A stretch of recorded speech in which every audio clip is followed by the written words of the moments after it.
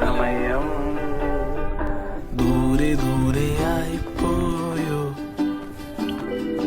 ചിരികൾ വറ്റി തീർന്നു പോയോ, കഥകളൊന്നും കേൾക്കാതെയായോ, എന്തിനീ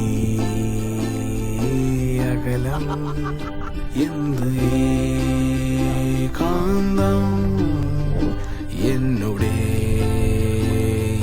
പയനം, എന്തു ഏകാന്തം, നമുക്ക് പങ്കിടാൻ പോലുമില്ല സമയം. സ്വന്തമെന്ന പേര് തന്ന് 4 ചുവരിനുള്ളിൽ നിർത്തും നേർക്ക് നേരെയുള്ള നേരം.